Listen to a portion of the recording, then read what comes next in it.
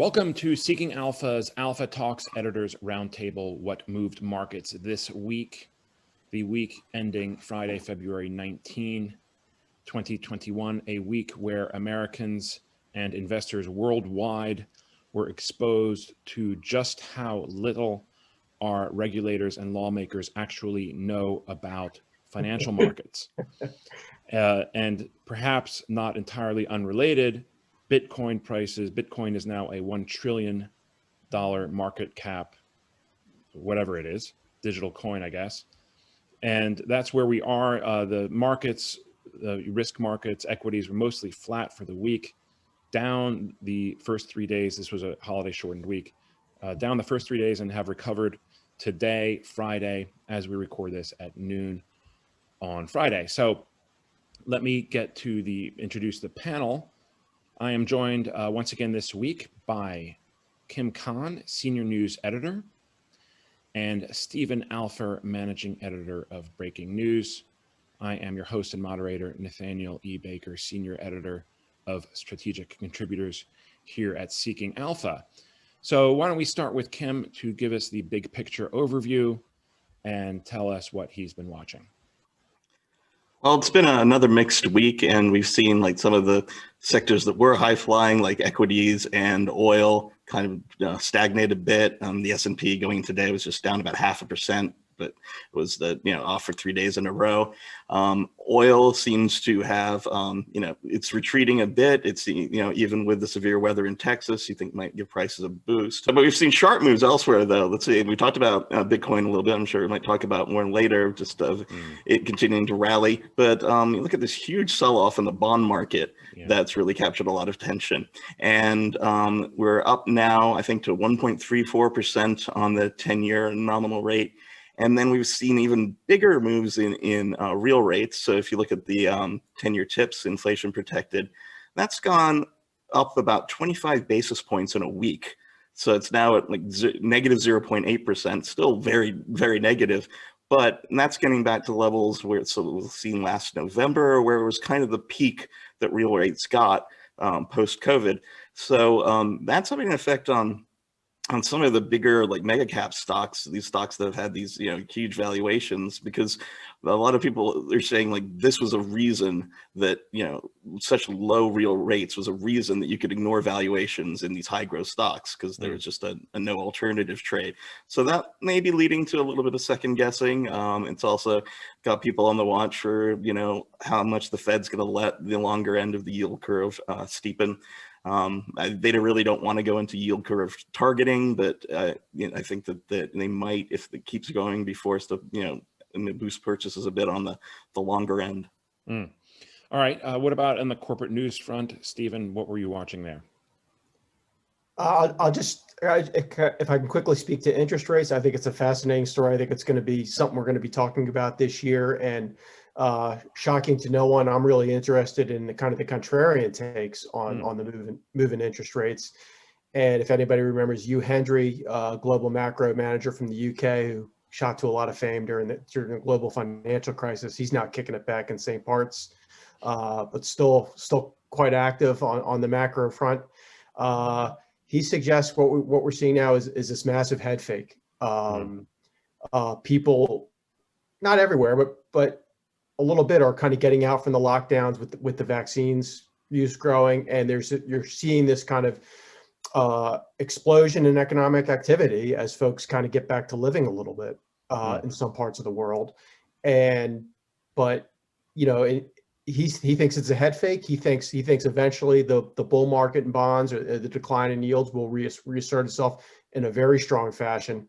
And I would remind everyone that Japan has had, I don't know how many dozens of kind of economic growth scares or inflation scares over the past 3 decades, and long yields just kept falling through all of that. And there's kind of the crowded trade right now, if I may, is the explosion in economic growth, and it'd be interesting to see how that plays out over the rest of the year.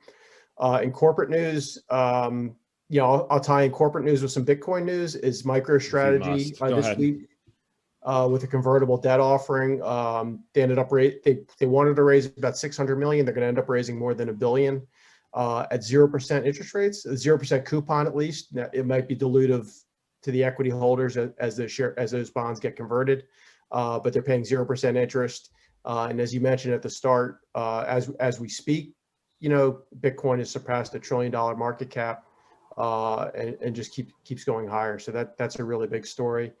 And then I think, again, another one worth watching on is something we've talked about in the past is Facebook, basically giving, a middle finger to the Australian government and blocking news from being shared in that country and blocking news from publishers there being shared outside the country. And as I mentioned a couple of weeks ago, we're kind of at a point where we're either the globe or the U.S. or the globe, whatever, is going to start cracking down on what are just massive monopolies by Facebook, Apple, Amazon, and Google, or we're going to suffer total control by them. I mean, the Australian government is this is not some tiny little country. Yeah, we'll have to see about that. Turning to the winners and losers, which we normally do earlier, but when Brad's here, but I'll cover it real quick. One of them, nobody's talked about it yet, copper prices rallying to a 5-year high. Now, this is usually a pretty good proxy for economic growth in general. There may be some other things that are driving this, but copper has rallied and copper miners are, going along for the ride. Hudbay, stock symbol HBM, is up 8% for the week. Freeport McMoran, FCX, is up 8% as well. And Tech Resources, TECK, is up about 6%. We mentioned Bitcoin is a big winner. And then also some vaccine names. Novavax, NVAX, is up 8% after they signed some agreement on their distribution of their COVID vaccine. Immunoprecise Antibodies, IPA, I thought IPA was a type of beer, but whatever, is up 64%. They had a positive trial results of their COVID treatment. And then Stratasys, SSYS, 3D printing stock. If you can all remember 3D printing was briefly a bit of a craze a couple of years ago. Well, JP Morgan just upgraded Stratasys, and those shares are rallying on the news. When it comes to losers, I touched on it at the outset. I think the lawmakers in DC came out looking even worse than Gabe Plotkin and Trevor, whatever his name is, the guy from Robinhood, which is impressive. And, Ken Griffin actually came out looking like a bit of a victim, which is pretty remarkable itself.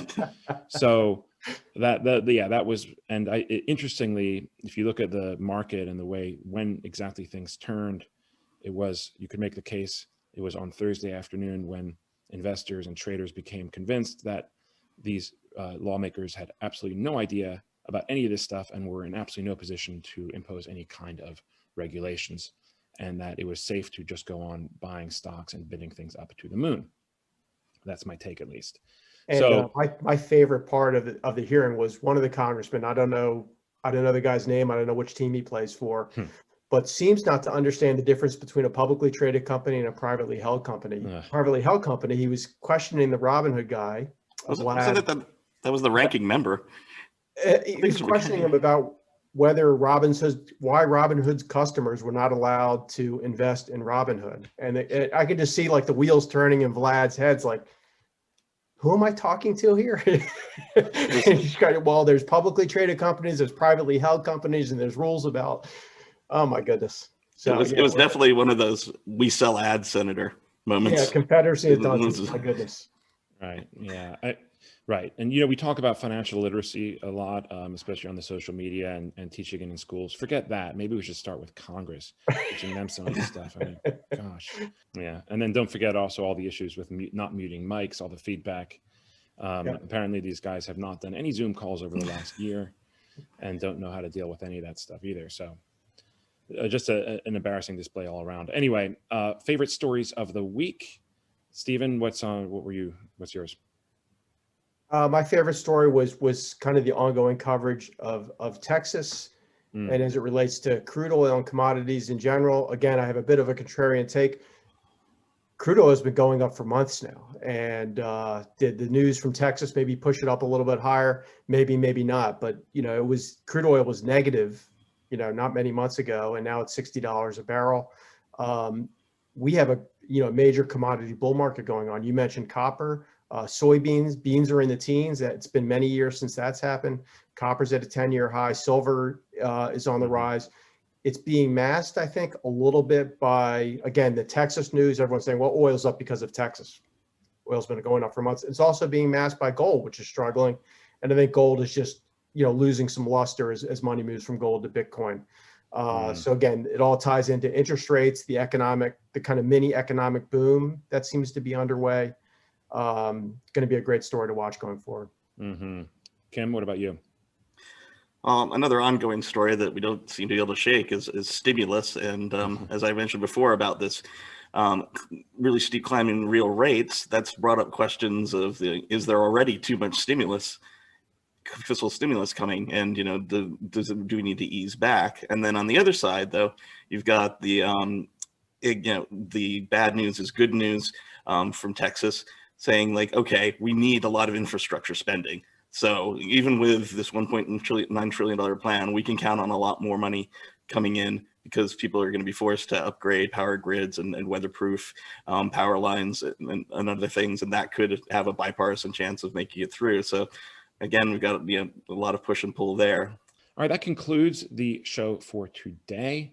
If you've been watching, then remember you can get the audio version, which is probably slightly longer. That is released around 6 a.m. on Saturday mornings through the Wall Street Breakfast podcast account. And also on YouTube, of course. Please, if you're watching on YouTube, please do subscribe and like this video if you feel so compelled, or also feel free to provide some constructive or less constructive criticism of what we should be doing better, if you like. And that's all for this week. Thank you all for watching and listening, and we look forward to speaking to you again next week. Brad will be back. We'll have a full slate of hosts. See you then.